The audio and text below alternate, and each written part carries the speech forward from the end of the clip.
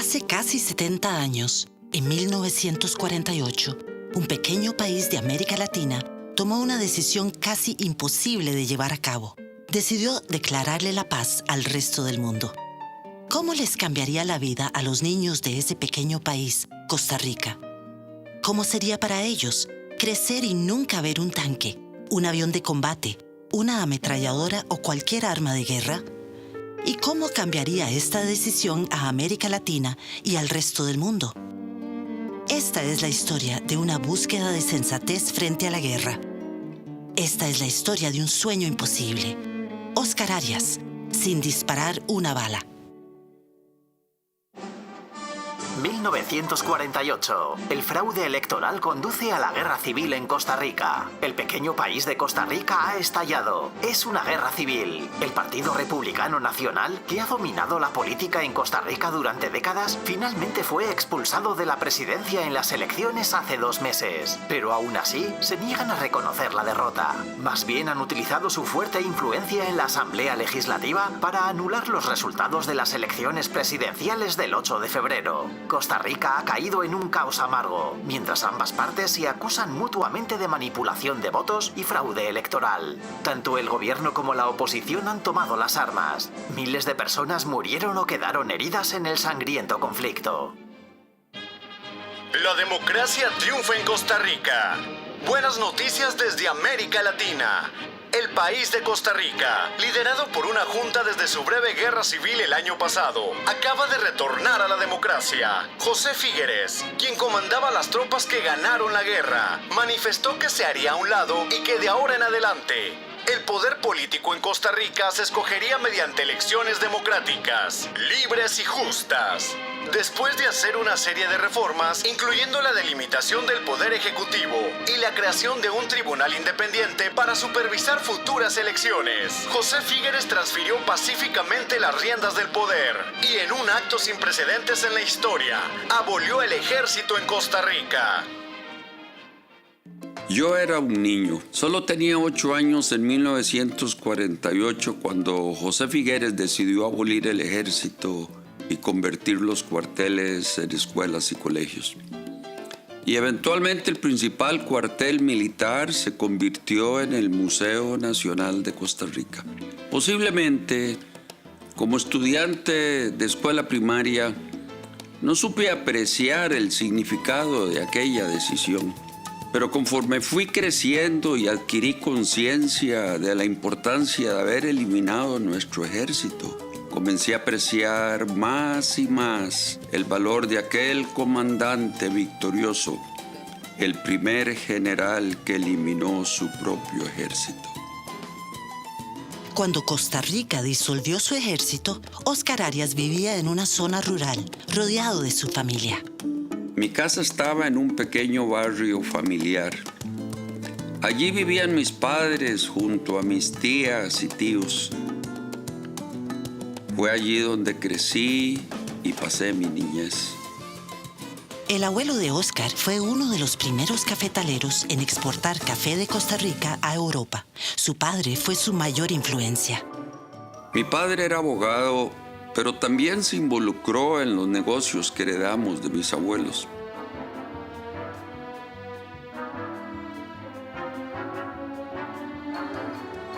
Cuando éramos niños, hace 65 años, los juegos de entonces eran muy rudimentarios.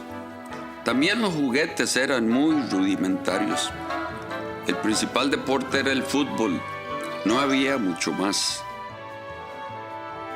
Yo me diferenciaba del resto de mis compañeros por mi amor a la lectura. Leía biografías de grandes políticos, de grandes estadistas, al igual que buena literatura, poesía y novelas. Criándose en un distrito rural, Óscar vio la belleza, la maravilla, la majestuosidad de la campiña costarricense. Gran parte de Costa Rica se componía de selva tropical, virgen durante siglos de cualquier tipo de desarrollo. Cuando Óscar era adolescente, José Figueres fue elegido presidente de Costa Rica. Su prioridad fue invertir en educación, salud y vivienda. Invirtió en seguridad humana, en lugar de seguridad militar para Costa Rica. Oscar recibió una buena educación, se graduó entre los mejores de su clase y fue a los Estados Unidos de América para asistir a la universidad. Cuando tenía 17 años, terminé la secundaria en Costa Rica y luego me fui a Boston. Estando allí, escribía para el periódico de la universidad. Después del debate de Nixon y Jack Kennedy, le escribí una larguísima carta a Kennedy como estudiante universitario de Costa Rica, compartiendo con él mis opiniones sobre qué debería hacer con respecto a América Latina si llegara a ser el próximo presidente. Él contestó mi carta y esa carta cambió mi vida. De manera sorpresiva recibí una llamada telefónica en la que se me invitaba a ir a conocerlo. Aprendí de él que gobernar es educar, es decir, que uno necesita decirle a la gente lo que la gente debe saber y no lo que quiere escuchar. Aprendí de él que el verdadero estadista es aquella persona que le dice a la gente lo que necesita saber. La madre de Oscar quería que estudiara medicina, pero él seguía atraído por la política y la economía. Decidió regresar a su país para asistir a la Universidad de Costa Rica, una de las mejores universidades de Latinoamérica. Cuando se graduó de la Facultad de Derecho en 1967, la guerra de Vietnam estaba en pleno apogeo. Esta guerra le dejó una impresión imborrable. Aquella fue una guerra que marcó las almas de toda una generación. Y conforme pasaba el tiempo y se hacía más evidente que Estados Unidos no iba a ganarla, aumentó la presión de la juventud. De los estudiantes del mundo entero, con manifestaciones en diversos países europeos, en Estados Unidos, en América Latina y en cada rincón del planeta, hasta que finalmente terminó. Como estudiante de posgrado, Oscar vio cómo la Guerra Fría entre las superpotencias mundiales se manifestaba en guerras indirectas en lugares lejanos como el Congo, Angola y Vietnam. Una guerra indirecta comienza cuando las superpotencias apoyan a diferentes bandos en un conflicto regional, suministrando dinero, asesores militares y armas a las partes en conflicto. Vietnam comenzó como una guerra por poderes, la Unión Soviética y China respaldando a Vietnam del Norte y los Estados Unidos a Vietnam del Sur, proporcionándoles a ambos una oleada de ayuda militar, asesores y armas.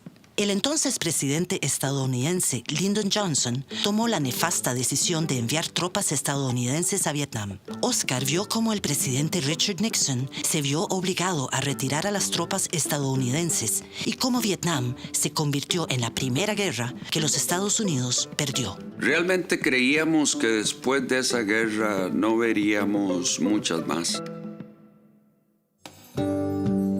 En 1970, uno de los mayores sueños de Oscar se hizo realidad. José Figueres, quien acababa de ser elegido presidente de Costa Rica por segunda vez, lo nombró en su gabinete. Yo decía siempre que gobernar es escoger. De que los niños puedan ir a la escuela, puedan recibir una educación, puedan recibir una atención médica, puedan tener una casa, de que las comunidades puedan disfrutar de las cosas esenciales para una vida digna, de tener agua potable, de tener caminos para sacar el producto el pequeño agricultor, de tener la mínima infraestructura que le permita a una sociedad prosperar, y no necesariamente la seguridad militar para defender un territorio, sino la seguridad humana, la seguridad que permite generar una mejor calidad de vida para nuestros hijos. Mientras Oscar seguía subiendo en puestos de liderazgo del gobierno costarricense, observó cómo el corrupto régimen de Somoza en el vecino país de Nicaragua fue derrocado por una rebelión populista y marxista. Ronald Reagan fue elegido como presidente de los Estados Unidos y de inmediato empezó a manifestar gran preocupación por la existencia del gobierno sandinista en Nicaragua. Nicaragua, supported by weapons and military resources provided to the communist bloc, represses its own people, refuses to make peace, and sponsors a guerrilla war against El Salvador. La administración Reagan dio miles de millones de dólares en ayuda militar al gobierno de El Salvador y empezó a armar y entrenar a un grupo de la resistencia nicaragüense conocido como la Contra. La Unión Soviética respaldó a los sandinistas y pronto se produjo una explosiva guerra indirecta en Centroamérica.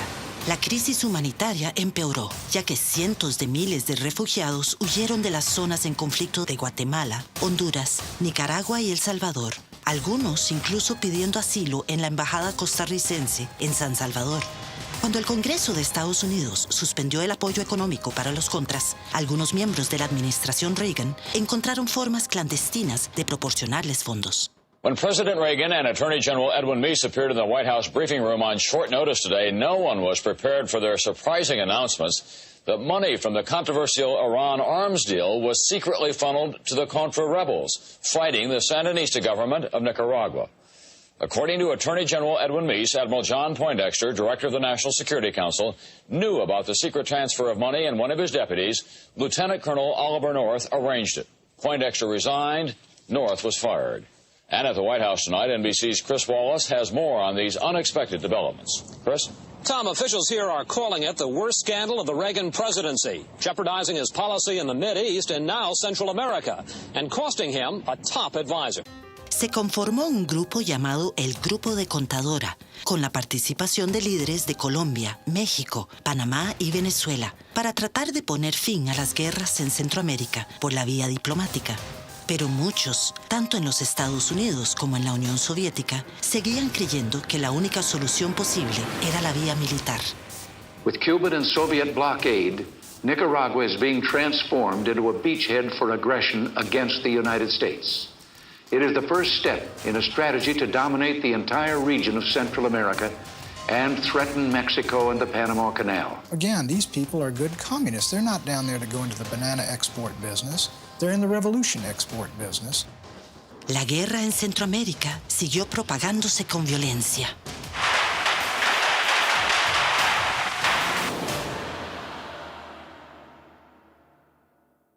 En 1985, Oscar decidió postularse a la presidencia de Costa Rica. Y la historia del Partido Liberación Nacional es la historia de la construcción y el perfeccionamiento de la democracia costarricense.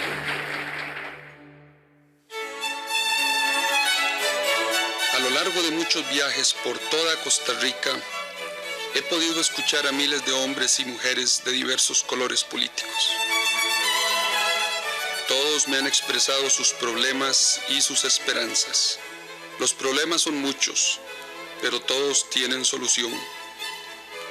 Juntos vamos a encontrar las soluciones para vivir mejor. Oscar Arias, el camino del futuro. Su profundo deseo de alcanzar la paz para toda Centroamérica se convirtió en un tema central de su campaña. De responder a la violencia con la serenidad, al insulto con el perdón, a la mentira con la verdad. Costa Rica reitera su fe inquebrantable en la búsqueda de una solución pacífica, por medios diplomáticos, a los apremiantes problemas centroamericanos. El apoyo a Oscar Arias y su campaña continuó creciendo. Es necesario entender que la solidaridad es más importante que el egoísmo. Es necesario comprender que los problemas del prójimo, de alguna u otra manera, nos atañen y nos afectan. Oscar ganó la elección y se juramentó como presidente de Costa Rica el 8 de mayo de 1986. Ese mismo día, comenzó a trabajar hacia un acuerdo de paz negociado para poner fin a las guerras en Centroamérica. Los conflictos bélicos centroamericanos y lucharemos con medios diplomáticos y políticos.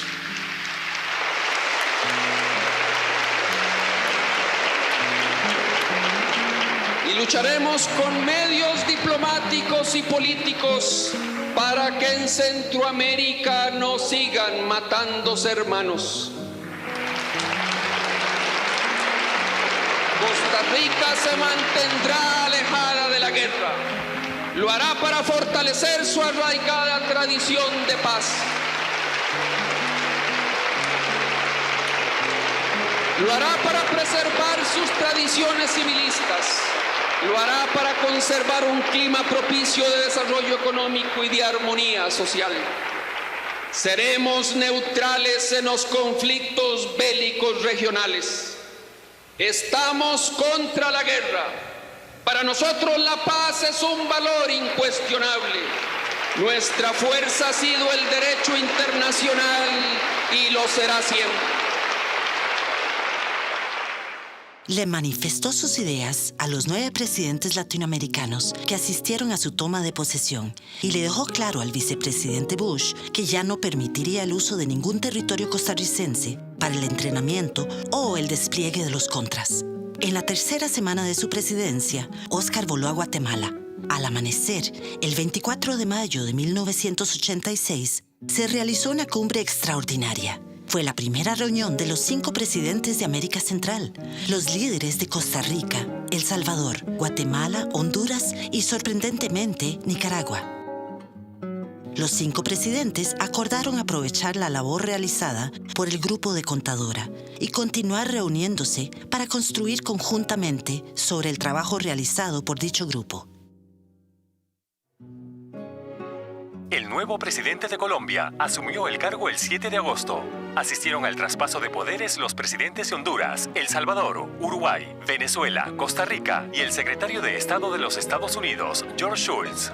Shultz tuvo una serie de intensas reuniones sobre las guerras en Centroamérica. Los diplomáticos de Estados Unidos presionaron fuertemente en busca de un papel protagónico en la negociación de una solución a la crisis. Óscar viajó a las Naciones Unidas en septiembre para hablarles a los líderes de todo el mundo sobre su búsqueda de un proceso de paz centroamericano.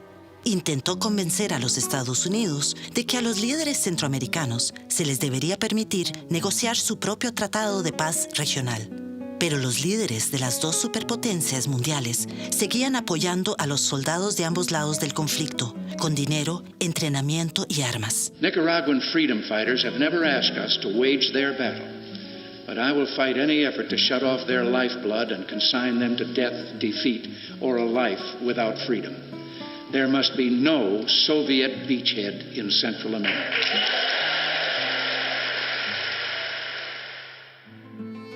Los contras nicaragüenses recientemente parecen haberles causado más daño a sus amigos políticos que a sus enemigos militares. Pero Ronald Reagan, a pesar de la crisis causada por el dinero que se les canalizó proveniente de la venta de armas a Irán, se prepara para defenderlos de nuevo, solicitándole al Congreso otros $100 millones en el próximo año fiscal. Es probable que se encuentre con fuerte oposición. Let me say, I can't tell you for sure what the reaction of Congress is going to be, but we will not abandon the Contras. We will stick in there. El actual paquete de ayuda de $100 millones finalmente fue aprobado en el Senado en octubre pasado, pero aún no se han desembolsado $40 millones y con el Congreso ahora bajo control demócrata puede que tomen medidas para bloquear incluso eso. Al mismo tiempo, los líderes de Guatemala, El Salvador, Honduras y Costa Rica se reunieron en San José y anunciaron una nueva propuesta de paz centroamericana cuidadosamente elaborada, el Plan Arias para la Paz, que enviaron al presidente de Nicaragua, Daniel Ortega, proponiendo otra cumbre en Guatemala para el mes de junio. Óscar voló a Europa para presentar su plan de un acuerdo de paz negociado en América Central. Muchos líderes europeos expresaron su apoyo, pero la administración Reagan continuó oponiéndose al plan. Muy pronto, Óscar fue nuevamente invitado a la Casa Blanca, donde lo presionaron fuertemente para que excluyera al presidente nicaragüense Daniel Ortega de cualquier conversación de paz y que en su lugar asistieran los contras como los verdaderos representantes del pueblo nicaragüense. Con la intensa presión de Estados Unidos, también sobre los presidentes de Honduras, El Salvador y Guatemala, las conversaciones de paz se suspenden. No se realiza la cumbre programada para junio en Guatemala, pero Óscar se niega a rendirse. El presidente de Costa Rica, Óscar Arias, estuvo en Managuas el 26 de julio para conversar con su homólogo Daniel Ortega sobre el obstaculizado plan de paz de Costa Rica para la región centroamericana. Ese plan exige la retirada de todas las tropas extranjeras del área y una cooperación más estrecha entre los estados centroamericanos. Retirar una iniciativa de paz es abrirle campo a la guerra y yo tengo la obligación como demócrata convencido de insistir tanto como sea necesario para que la solución a los problemas en el área sea siempre una solución negociada, diplomática, mediante el diálogo y jamás la solución militar. Esta propuesta hecha por un gobierno de Centroamérica, que es el gobierno de Costa Rica, la propuesta del presidente Arias, sea discutida por los gobiernos centroamericanos, pero con la participación de Contadora. Durante su visita, Oscar también se reunió con Violeta Chamarro, propietaria del diario La Prensa, el cual fue clausurado por el gobierno nicaragüense. Nosotros queremos una prensa libre. Oscar organizó una reunión con todos los expresidentes de Costa Rica, quienes lo animaron fuertemente a reanudar su campaña de conversaciones de paz, tal como se lo había propuesto desde un principio. Se agendaron nuevas conversaciones para agosto en Guatemala. En Guatemala, quizá como nunca antes en la historia, Centroamérica tiene la posibilidad de tomar el destino de sus jóvenes, sus conflictos, sus esperanzas y sus dolores en sus propias manos. Nosotros proponemos la reconciliación en la libertad. Proponemos la definición de los conflictos mediante el diálogo. Proponemos que los caminos de los pueblos se determinen en elecciones libres. Proponemos dejar atrás la pesadilla de dictadura e injusticia social que marca el alma de tantos millones de centroamericanos. En esta empresa en que todos me han acompañado, a todos doy las gracias, profundamente conmovido. Mientras Oscar volaba a Guatemala, la mayoría de los observadores políticos alrededor del mundo predecían el fracaso de las negociaciones. Los presidentes centroamericanos comenzaron 2 días de conversaciones en la ciudad de Guatemala el 6 de agosto, con la esperanza de encontrar una manera de procurar la paz en la región. Han pasado 15 meses desde que los presidentes se reunieron por última vez. Su iniciativa ha sido obstaculizada por la presión de los Estados Unidos. En una conferencia de prensa, el anfitrión de la cumbre, el presidente guatemalteco Vinicio Cerezo, manifestó su optimismo sobre el avance que pudieran tener en la reunión. Llamado Esquipulas II en honor al pueblo guatemalteco, donde se encontraron la vez anterior, los puntos de discusión incluyen el fin del apoyo extranjero a los grupos guerrilleros, el diálogo con los grupos rebeldes que depongan las armas y la reducción del tamaño de los ejércitos y los arsenales.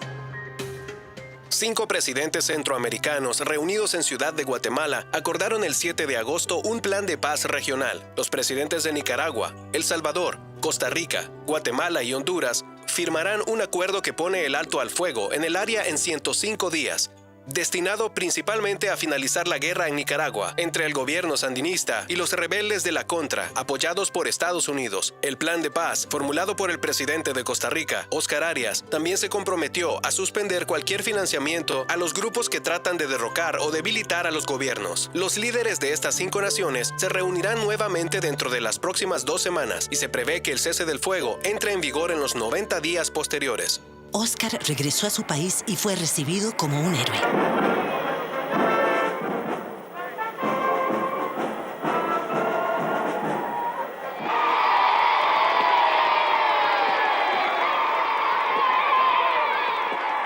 From here on, everything is going to change in this region. And we are also showing the whole world that rationality prevails over madness.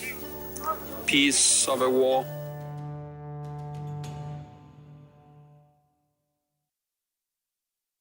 The Nicaraguan decision to sign a peace plan at the meeting of Central American states in Guatemala earlier this month took Washington by surprise, and conservatives don't believe it marks a real change in Sandinista thinking. The Central American plan upstaged the administration's own peace plan announced by the Secretary of State and the President only a day earlier, and it caused a split between the State Department and the White House.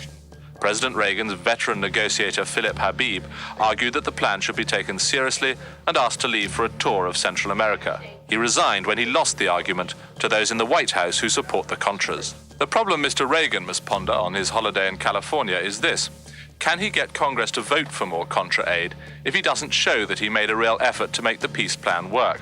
As the senior senator George Mitchell made clear in an interview on television at the weekend. Our purpose is to help the Central American democracies. They're now moving in that direction, and we should be supporting them as they move toward peace. The battle over how to respond to the peace plan isn't over, but as it's fought, one factor may come to outweigh all other considerations: Ronald Reagan's deep emotional commitment to the cause of the Contras. He said again and again that he won't abandon the groups he's called the moral equivalent of the Founding Fathers. Edward Stetton, ITN, Washington. Oscar continuó viajando alrededor del mundo, hablando donde pudiera, insistiendo en una solución pacífica a la crisis en Centroamérica. De manera sorpresiva, el Comité Nobel en Oslo, Noruega, le otorgó el Premio Nobel de la Paz 1987. Oscar Arias, ganador del Premio Nobel de la Paz 1987 y presidente de Costa Rica. Su país es poco conocido más allá de su región. Pero bajo el liderazgo de Arias, se ha convertido en una nación que tiene un papel cada vez más importante en Centroamérica. Arias cerró una pista aérea clandestina de la CIA que estaba siendo utilizada para transportar suministros desde Costa Rica a los Contras, a pesar de las amenazas estadounidenses de suspender la ayuda al gobierno de Arias. Cuando a principios de este año su plan de paz centroamericano fue firmado por los otros líderes de la región, fue otra señal de rechazo a las políticas de Washington. Los nicaragüenses ya han avanzado un poco hacia el cumplimiento de los términos del plan, incluyendo al cardenal Obando y Bravo, crítico del régimen sandinista, en un comité de supervisión del acuerdo, así como la reapertura del diario opositor nicaragüense La Prensa. Sin embargo, we cannot be satisfied with facades of freedom erected to fool international opinion and then quickly dismantled when the pressure is off. el Premio Nobel de la Paz no puede por sí solo garantizar el éxito del Plan Arias para la Paz. En lo que sí ayudará es en dar a conocer a un hombre del cual pocos han oído hablar, de un país que pocos podían ubicar en el mapa. La difícil tarea de Oscar de convencer a las dos superpotencias mundiales continuó. Los opositores de la ayuda estadounidense a la Contra están convencidos de que, en su larga batalla con la Casa Blanca, el plan de paz propuesto por el presidente Arias de Costa Rica les ha dado la ventaja. Consistently, I felt that we, opponents of aid, had a good shot at blocking Contra aid, even in the absence of the Arias plan. But now that the Arias peace plan has obviously developed some momentum and has obtained the signature of all 5 Central American presidents, I think that it is much more likely than it was even before that we will be able to block Contra aid. President of the Republic of Costa Rica, President Oscar Arias. Cuando persuadió a los sandinistas nicaragüenses de firmar su plan de paz, el presidente Arias se convirtió en un héroe entre los líderes demócratas del Congreso. La concesión del Premio Nobel de la Paz le dio un mayor brillo a su investidura. Los demócratas creen que el plan ofrece una forma de salir del amargo estancamiento con respecto a la ayuda a la Contra. Algunos se deleitan en la incomodidad que esto le ha causado al presidente, porque el señor Reagan ha argumentado durante mucho tiempo que, a pesar de su compromiso con la causa de los Contra, él busca un cambio pacífico en Nicaragua. Así que cuando Arias presentó una propuesta para una solución pacífica del conflicto, no tuvo más opción que acogerla. Pero muchos de sus partidarios conservadores creen que el verdadero objetivo de la administración es y debe ser derrocar a los sandinistas. In my judgment, the Arias plan is really a fraud on the part of the Sandinistas and a self-deception on the part of the Americans and the Central Americans. Y la administración ha comenzado a prepararse para luchar por su ayuda contra la Contra. El mismo día en que Arias estaba en el Capitolio celebrando su premio Nobel, el secretario de Estado, George Shultz, también estaba allí, pidiendo más dinero para los Contras. A communist Nicaragua, allied with the Soviet Union, is a permanent threat to us all. Al mismo tiempo que la Unión Soviética nombró a Mikhail Gorbachev como su nuevo líder, Oscar se reunía con Fidel Castro de Cuba para pedirle su apoyo al plan de Arias para la paz centroamericana. Le había dicho públicamente que yo cuando conversé con él y me explicó todo lo que había hecho, yo me di cuenta que si se había levantado el Premio Nobel de la Paz no era solo para ayudar a la paz en Centroamérica, sino que realmente se lo había ganado con el esfuerzo realizado. Entonces, me quitó brillante, él es muy persuasivo. Los medios de comunicación americanos consiguieron la primera entrevista con el nuevo líder soviético y le preguntaron sobre la situación en América Central. But under new thinking, as you have defined it, wouldn't it be time to reduce the military assistance to places like Nicaragua and Cuba and let those regimes begin to stand on their own? I have to smile when I hear that the security of the United States is being threatened by the Sandinista regime. That's not serious. That's certainly not serious. Los 5 presidentes de Centroamérica siguieron reuniéndose tan a menudo como pudieron a lo largo del año siguiente. América Central hoy parece estar estancada en el tiempo. Hace 8 años, cuando Ronald Reagan llegó al poder, el sur del continente americano se encontraba devastado por la guerra, las enfermedades y la pobreza. Hoy que se instala el gobierno de Bush no es muy diferente. La esperanza es que el plan de paz del presidente Arias de Costa Rica todavía pueda ser la base de la solución, especialmente para poner fin a la guerra entre sandinistas y contras en Nicaragua. Sin embargo, incluso cuando ambos comenzaron a reunirse, la violencia cobró más vidas. 2 víctimas de un escuadrón de la muerte de derecha yacían en una calle lateral del Capitolio. Entonces, ¿qué oportunidad tiene el plan Arias en la administración de George Bush? I think the Arias plan, without intense pressure on Managua, is a dead duck. Nicaragua se convirtió en la prueba de fuego no solo para los estados centroamericanos, sino para las superpotencias. Durante casi un año, el cese al fuego ha sido efectivo, desde que los sandinistas y los contras comenzaron las conversaciones y el Congreso detuvo la ayuda militar a los rebeldes. La administración Reagan quería que el presidente de El Salvador, Duarte, fuera un modelo para otros, que este país fuera democrático, libre de marxismo y próspero. Sin embargo, según los estándares de cualquiera, la política estadounidense ha sido un desastre en El Salvador. Washington ha inyectado miles de millones de dólares en el Ejército Nacional, pero las guerrillas izquierdistas siguen controlando grandes partes del país. Duarte ha pedido el fin de la guerra. Viniendo ese llamado de un protegido de Estados Unidos, exige que Washington reconsidere su política en Centroamérica, que respalde el proceso de paz y no a los movimientos rebeldes como los contras. La alternativa es demasiado familiar, un ciclo ininterrumpido de violencia. Oscar continuó reuniéndose con líderes estadounidenses, tratando de obtener su apoyo. Can there be real, fair, and free elections in Nicaragua? That's one of my main worries, and I was sharing these worries with Mr. Bush. I mean, in the whole of Latin America, but mainly Nicaragua, where there were no free elections during the 40 years of Somoza, and where there have been no free elections during the 10 years of the Sandinistas. I am really worried as a Costa Rican about the organization of the next elections in February of 1990. You and President Bush discussed Gorbachev's visit in Cuba. What is your analysis of that? I told Fidel Castro in Quito first and then in Caracas that it was time for him to step down from the Sierra Maestra. That if I had been able to persuade the U.S. Congress not to continue supporting the Contras militarily, it was time for him, if he believes and if he supports the peace plan, if he's honest on that, to stop supporting the guerrillas in El Salvador. What is your message for Mr. Gorbachev? War has taught us in Central America that violence is not the solution. I think we have learned that we must change bullets by ballots, and we can only do this with the support of the Cubans and the Soviet Union. El momento de la verdad había llegado. ¿Sería posible convencer a las 2 superpotencias mundiales de ponerle fin a la guerra por poderes en Centroamérica? Надежный ли партнер Америка? Is America really a reliable partner? Are they trying to con us? Are they trying to fool us? Are we being tricked into making all of these concessions and then they will rule over us later on?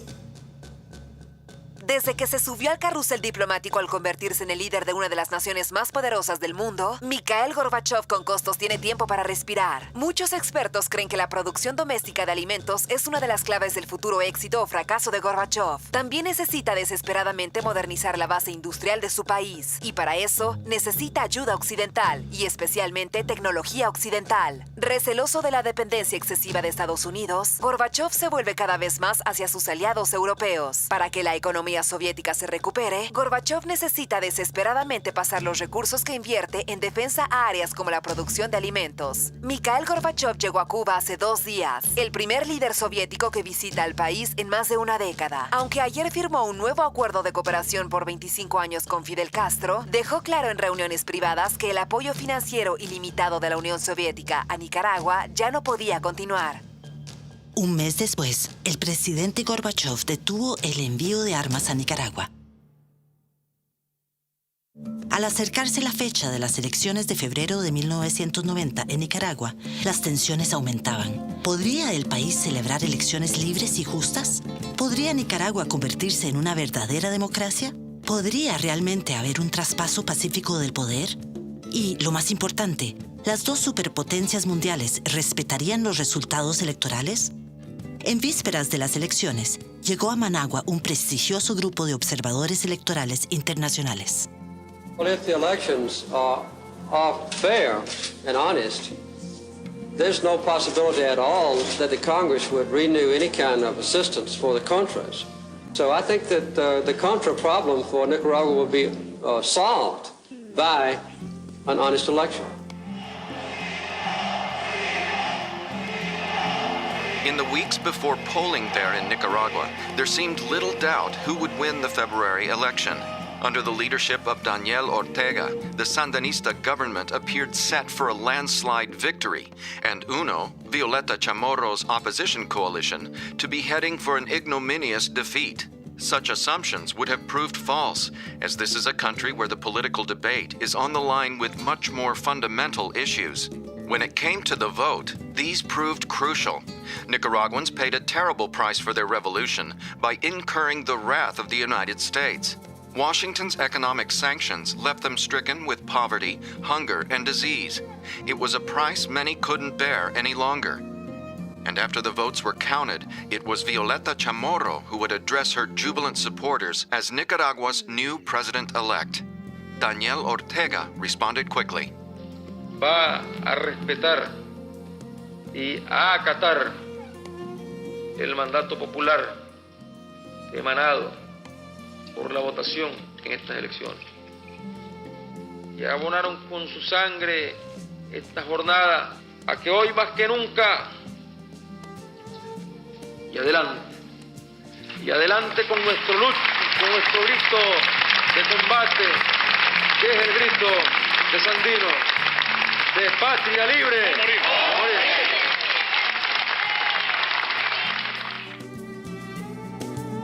2 meses más tarde, Óscar Arias estuvo presente en el pacífico traspaso de poder en Nicaragua, algo que había parecido un sueño imposible hacía solo unos pocos años. Las bases militares de los Contras en Honduras fueron inmediatamente desmanteladas. El Salvador firmó un tratado, poniendo fin a su propia guerra civil. Se iniciaron las negociaciones de paz para terminar la guerra en Guatemala, y los sandinistas se convirtieron en el mayor partido político de una Nicaragua ahora democrática, ganando muchas elecciones en los años siguientes.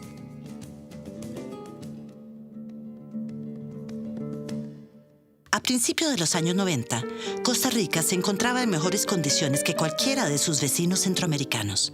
Al decidir invertir en su pueblo, en lugar de ir a la guerra, la nación estaba más próspera que nunca. La reputación de Costa Rica por la paz y por la conservación del medio ambiente la convirtió en un nuevo y fuerte destino ecoturístico. Los empleos eran abundantes, y para Óscar, todo esto se remontaba a aquel día trascendental de 1948, cuando José Figueres tomó la valiente decisión de declararle la paz al mundo. Celebramos hoy uno de los más trascendentales acontecimientos de nuestra historia patria. En aquella patriótica medida se materializaron los sueños de los más preclaros patricios, de los idealistas forjadores de esta patria durante más de un siglo. Celebramos hoy un hito de la vida nacional.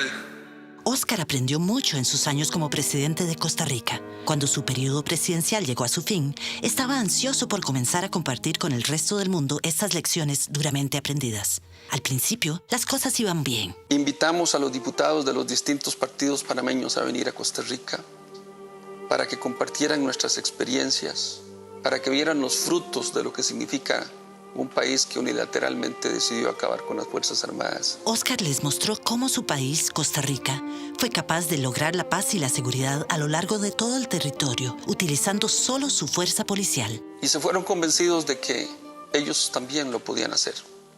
Llegaron, reformaron la Constitución y Panamá es hoy el país vecino de Costa Rica al sur. Y yo creo que los dos países sin ejército tienen la frontera más segura en el mundo. Nunca va a pelear Costa Rica y Panamá porque no tienen armas con qué pelear. Y el mundo estaba cambiando. Solo pasaron 2 años desde la caída del muro de Berlín hasta la disolución oficial de la Unión Soviética. La Guerra Fría entre las dos superpotencias había terminado. La economía de la Unión Soviética estaba débil y la guerra de los soviéticos en Afganistán, de toda una década, fue desastrosa. Se convirtió en el Vietnam de la Unión Soviética. Los países que se vieron obligados a formar parte del bloque soviético al final de la Segunda Guerra Mundial aumentaron su búsqueda de libertad. Y era simplemente imposible para la Unión Soviética mantener sus enormes niveles de gasto militar, que había alcanzado casi 400.000 millones al año en 1988, en comparación con los gastos de Estados Unidos de más de 500.000 millones al año. Con el fin de la Guerra Fría, muchos alrededor del mundo esperaban un dividendo de paz, donde el dinero ahora pudiera invertirse en satisfacer las necesidades más básicas de la gente. Hoy en día no se requieren de ejércitos grandes. Lo importante es comenzar por el principio, comenzar por la necesidad de entender qué significa la seguridad de un Estado. Si entendemos que la seguridad de un Estado no la da necesariamente el poderío militar, que la seguridad de un Estado depende de la calidad de vida de la gente. Y sin embargo, a pesar del duro trabajo que está realizando la Fundación Arias para tratar de convencer a las naciones pequeñas de todo el mundo de que reduzcan el tamaño de sus ejércitos e inviertan en sus pueblos, sus esfuerzos caían en oídos sordos. La proliferación de armas de guerra en todo el mundo más bien aumentó.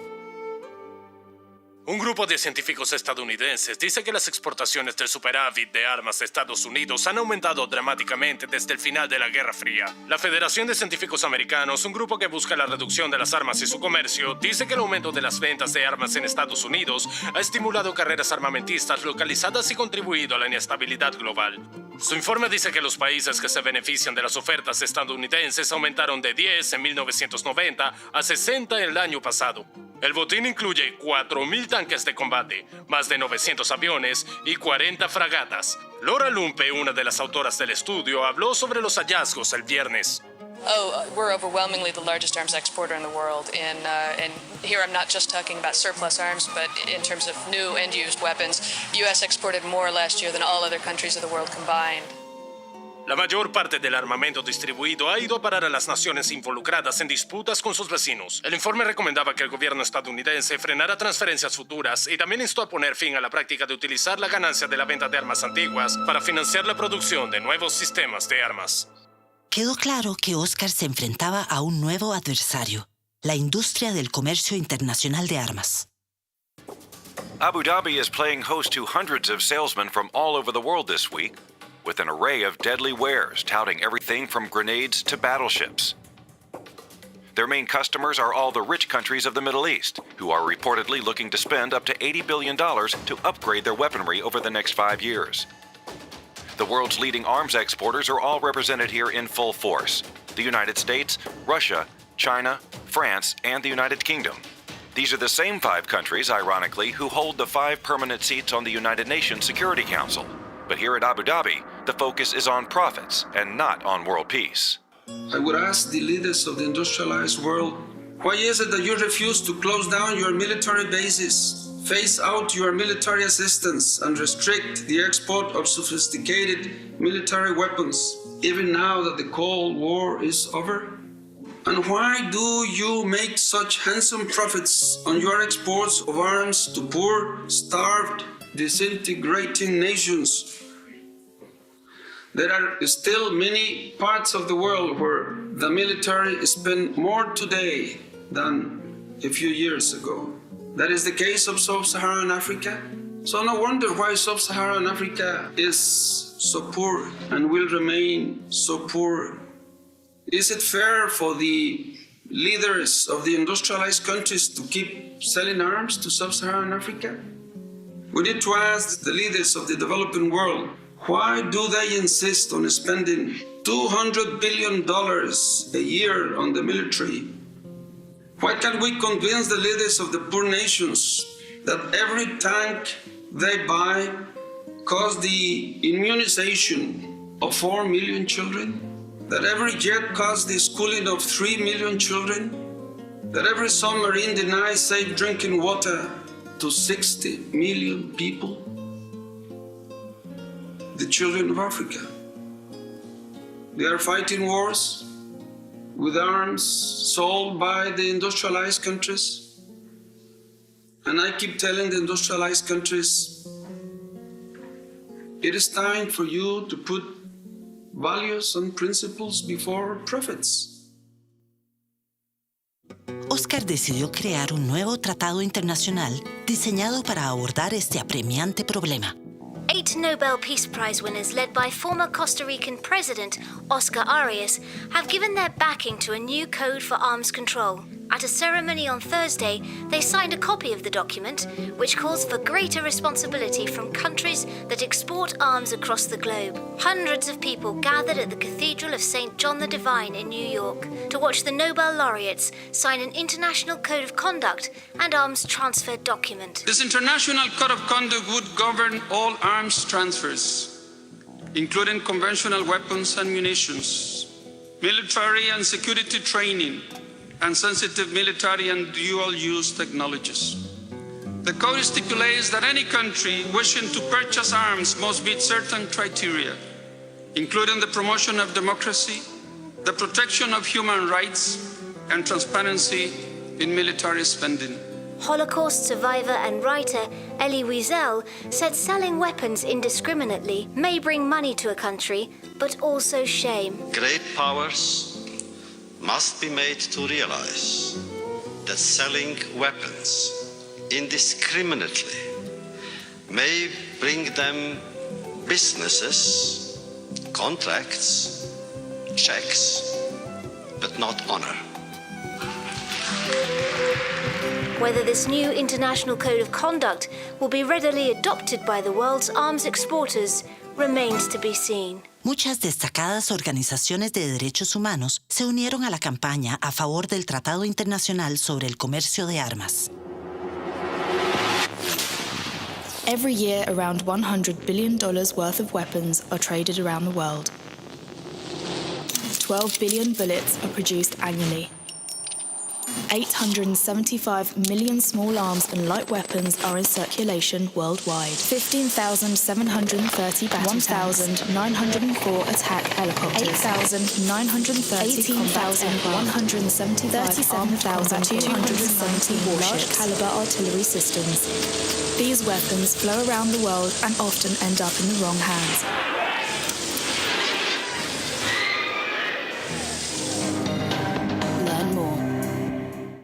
Señalaron la locura de no tener reglamentación alguna para la tenencia de armas de mano, armas de asalto, armas pequeñas y municiones que causan la muerte de millones de personas en todo el mundo cada año.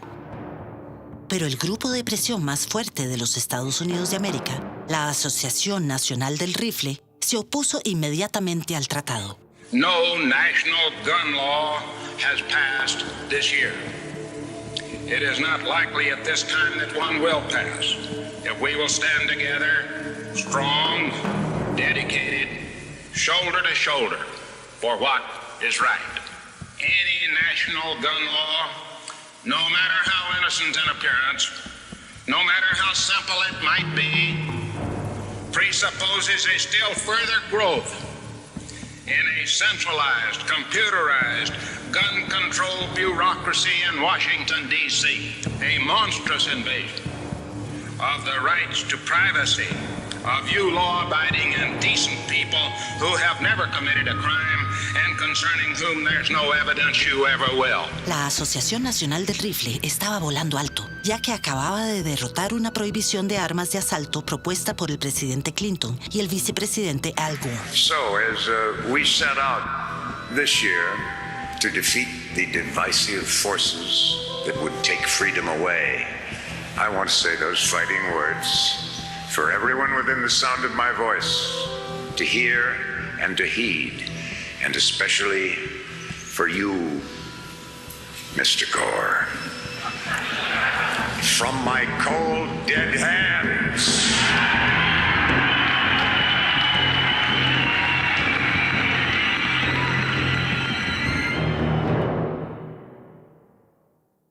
I don't think there has been any progress. I don't think there will be a decrease in military spending until the ATT is ratified. Oscar decidió postularse nuevamente a la presidencia en el 2005. Uno de sus objetivos era utilizar su papel como presidente de Costa Rica para presionar a otras naciones alrededor del mundo a aceptar un tratado internacional sobre el comercio de armas. Viajó por todo el mundo tratando de convencer a otros líderes mundiales de unirse a él en esta causa. América Latina en el 2006, el gasto militar en estos países alcanzó los 33 mil millones de dólares, 34% más en términos reales de lo que se gastaba en 1996. Y yo me pregunto, ¿quién es el enemigo? Estamos aquí discutiendo el tema de la cohesión social porque el enemigo para América Latina es la pobreza, es la desigualdad, es el analfabetismo, es la enfermedad, es la incapacidad para construir una infraestructura que nos haga competitivos. A ustedes y a mí nos une hoy nuestro deseo de cambiar la demencial adicción del mundo al excesivo gasto militar. Sé que el resto del mundo no está listo para seguir el camino de Costa Rica, pero incluso una pequeña reducción en el gasto militar puede tener un efecto profundo sobre la pobreza, el hambre, la enfermedad y la desigualdad que a menudo desembocan en violencia. Si continuamos centrándonos en las armas y los soldados a expensas de las necesidades humanas básicas, nunca será posible una seguridad verdadera. El mundo tiene en el gasto militar una cuenta de ahorros que debe ser empleada para salvar a nuestra especie contra un enemigo que es real. Y puede hacerlo sin renunciar a la seguridad de sus ejércitos, cuya necesidad no comparto, pero entiendo. Porque de nada nos servirá contar con submarinos nucleares cuando el océano sea una pila ardiente, con helicópteros artillados cuando el cielo sea una nube negra, o con misiles que no tendrán en la mira más que cucarachas en el desierto. El recién electo presidente de los Estados Unidos, Barack Obama, asistió a una innovadora cumbre de líderes latinoamericanos en el 2009. Me parece que hay una gran esperanza de que viene un nuevo amanecer en la relación de los Estados Unidos con América Latina y el Caribe. We recognize that other countries have good ideas too, and we want to hear them. And the fact that a good idea comes from a small country like Costa Rica should not somehow diminish the fact that it's a good idea. I thank the Secretary General for his statement. I invite the distinguished President of the Republic of Costa Rica, His Excellency Mr. Oscar Arias Sanchez, to take the floor. Muchas gracias, señor presidente, señor secretario general, amigas y amigos. No ignoro que aquí están representados los mayores vendedores de armas en el mundo.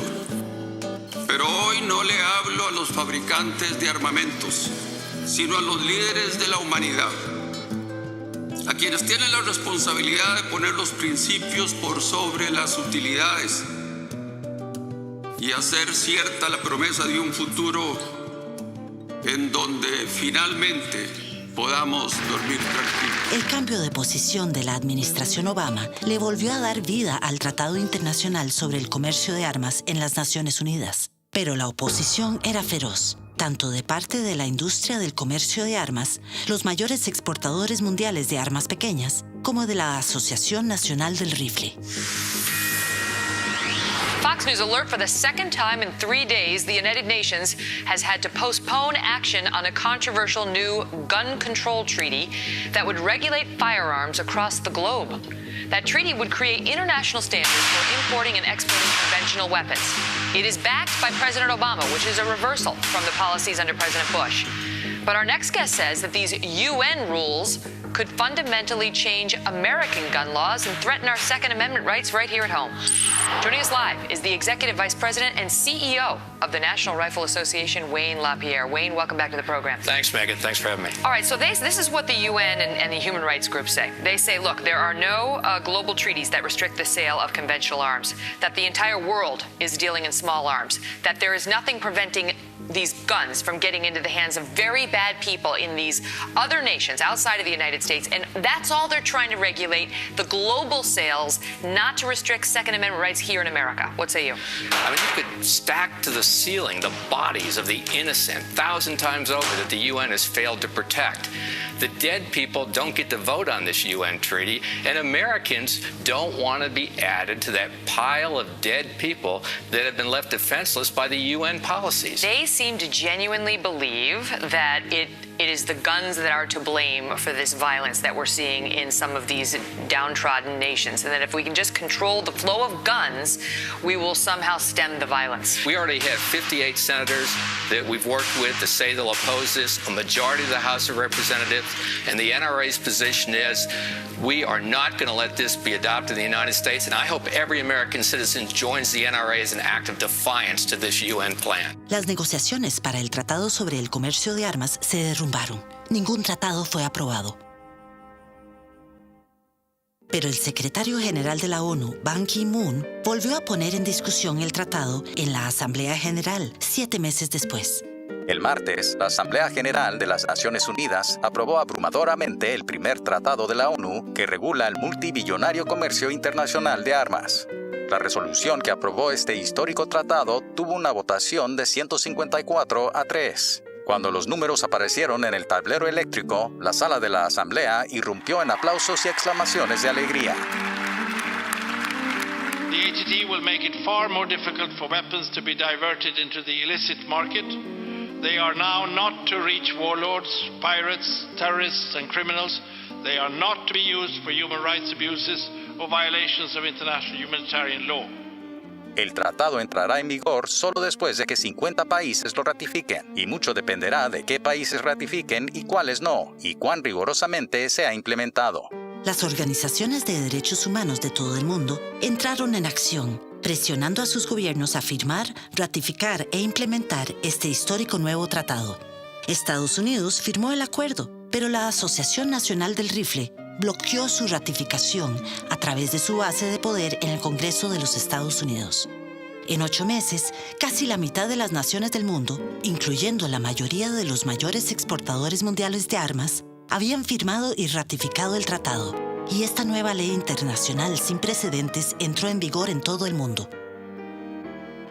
Debo decirles que nunca creí que lo iba a ver en mi vida, aprobarse tan rápidamente este convenio. La verdad es que lo introdujimos en mi segundo gobierno en el año 2006 y el año pasado, en el 2013, las Naciones Unidas lo aprobó. Pienso francamente que este es el más importante legado que la diplomacia costarricense le regala a la humanidad. En los siguientes 12 meses, las ventas internacionales de armas disminuyeron en más del 10%. Where's the happiest place on earth? Well, Disney World might come to mind, but according to a new study, the happiest place on earth is in Central America. A happiness index compiled by Ruth Veenhoven of Erasmus University shows that you might want to head to Costa Rica if you're looking to add a little joy to your life. Veenhoven based his findings on a range of surveys and opinion polls. He defines happiness as, quote, the degree to which an individual judges the overall quality of his life as a whole favorably. A well-run or prosperous economy is a major factor in what makes people happy, and that's one thing that pushed Costa Rica to the top. Costa Rica also has no army and instead spends money on the environment. A person's ecological footprint is said to be important in determining happiness, and Costa Rica was the first developing country to state its aim of being carbon neutral by 2021. So how does the U.S. stack up? It's in the top 25%, just ahead of the UK. Stephanie Elam, CNN, New York. ¿Qué diferencia significó para los niños de Costa Rica cuando ese pequeño país decidió declararle la paz al resto del mundo? Costa Rica ahora es líder en América Latina en la calidad de su educación, la alfabetización de adultos, el acceso a la salud, los empleos turísticos, las exportaciones y la conservación del medio ambiente. ¿Qué diferencia marcó la decisión de Costa Rica para América Latina? ¿Qué diferencia hizo su decisión para el resto del mundo? Me parece increíble cuando veo el tremendo éxito que mi pequeño país, Costa Rica, ha tenido en traer grandes cambios al mundo. Y todo ello lo hemos logrado sin disparar una bala. Un sabio dijo una vez: el héroe de los héroes no es quien derrota a su enemigo, sino quien convierte a un enemigo en un amigo. No necesito decirles que vivimos tiempos aterradores. La tentación de enfocarnos en derrotar a nuestros enemigos ha crecido. Voces populistas, inspiradas por el miedo y la desconfianza, se están convirtiendo en los principales movimientos políticos. Tal vez más espectacularmente en los Estados Unidos, pero también en todo el mundo. Estas voces argumentan que la solución está en retroceder las agujas del reloj hacia un tiempo más simple, pero malinterpretan la naturaleza de la amenaza. No podemos sostener un paraíso dentro de nuestras fronteras si hay un infierno del otro lado. Las olas de inmigración, tanto legales como ilegales, están literalmente trayendo a casa el concepto de que la pobreza y la delincuencia en lugares lejanos puede tener un gran impacto en nuestro propio suelo. Los ataques terroristas de las últimas décadas han demostrado que nuestros verdaderos enemigos actuales son el cambio climático, la pobreza, la desigualdad, el hambre, las enfermedades, la degradación ambiental y el analfabetismo que pueden crear peligros en cualquier parte del mundo. La interconexión de este planeta globalizado en que vivimos nos impide aislarnos. Todo esto nos obliga a cambiar nuestro enfoque. No podemos enfrentar al enemigo gastando nuestros escasos recursos en el fortalecimiento de nuestros ejércitos. Imaginen el impacto en la seguridad si reducimos la pobreza a la mitad. Imaginen el impacto en la seguridad de una educación primaria universal. Imaginen el impacto en la seguridad de drásticas reducciones en el hambre y la enfermedad. Estos cambios le arrebatarían el poder a dictadores y a terroristas de una manera en que las armas nunca podrían hacerlo. John F. Kennedy dijo una vez: examinemos nuestra actitud hacia la paz misma. Comprometernos con el desarrollo humano capaz de transformar a los enemigos en amigos es propio de una persona pragmática. Es básico sentido común. Continuaré sosteniendo este argumento ante cualquiera que me escuche mientras tenga la fuerza para hablar, porque creo que es la única manera de que alcancemos una paz duradera.